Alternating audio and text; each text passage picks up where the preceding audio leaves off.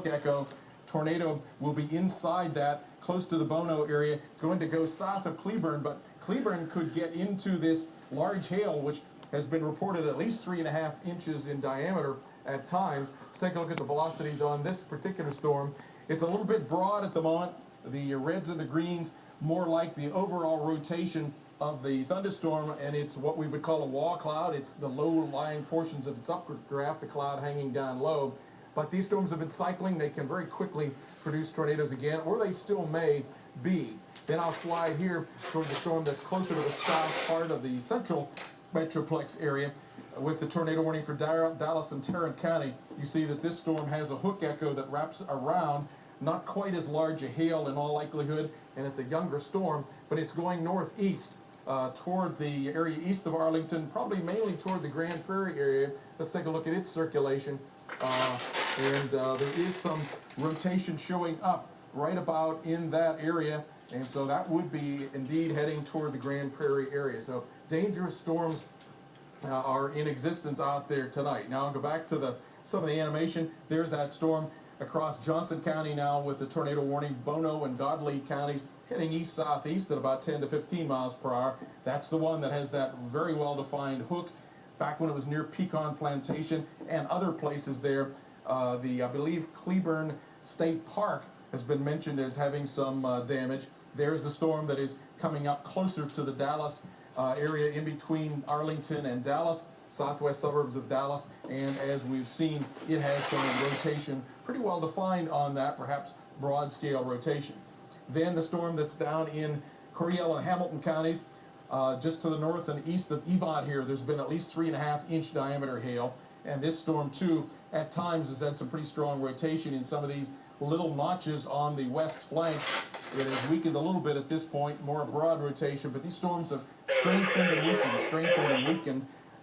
Many other thunderstorms converging across the Dallas-Fort Worth Metroplex, the storm around Denton, as well as another Pecan Acres moving slowly into the north part of the Metroplex. So a very stormy night ahead for Dallas Metroplex, and a tornado watch still in effect south central Oklahoma, but touching now north central parts of Texas until 1 a.m. with large hail, chance of tornado, and 75-mile-per-hour wind gusts. All of this courtesy of a big spinning upper low that had come out of Mexico. It was fairly warm, not really one of these Arctic cold pockets that's come down, but just enough rotation, and in particular with that counterclockwise flow around it, where it is on its south side intersected with southeast winds coming across north central Texas, giving enough rotation for these storms to rotate. We call those supercell thunderstorms, and they of course have a heightened threat of tornadoes, and the storms just exploded in that flanks just to the south of the circulation center.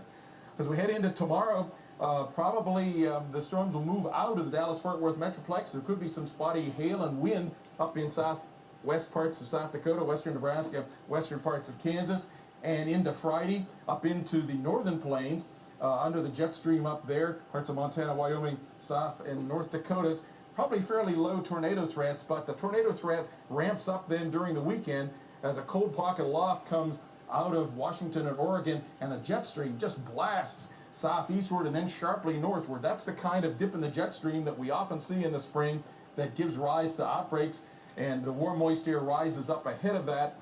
Big thunderstorms, lots of hail, lots of damaging winds and tornadoes, probably starting by Saturday evening, west and central parts of Kansas. Tornado threats in there, western parts of Oklahoma, northwest parts of Texas, probably southwest parts of Kansas, and then into Saturday, central parts of Oklahoma may have the highest tornado threat, but severe all the way from Minnesota and South Dakota down into, once again, central parts of Texas. So busy time ahead. The atmosphere has been quiet, but not anymore. Kim, Alex?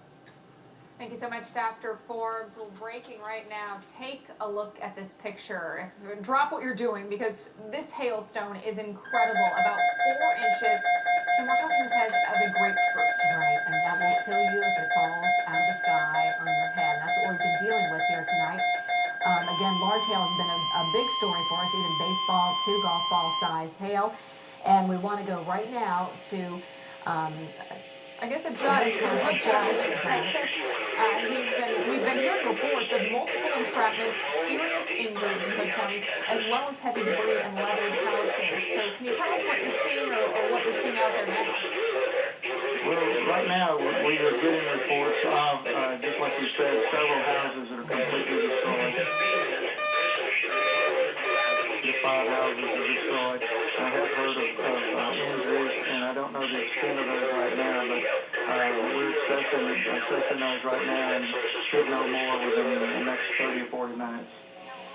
We did read that perhaps they were sending out school buses. Is that the case where you're trying to get to the people who were injured? Yeah, we are trying to get to those people because they're gonna need a lot of help tonight. And you know, their houses are gone. I mean, so you know, we're going to have to do something for those folks tonight.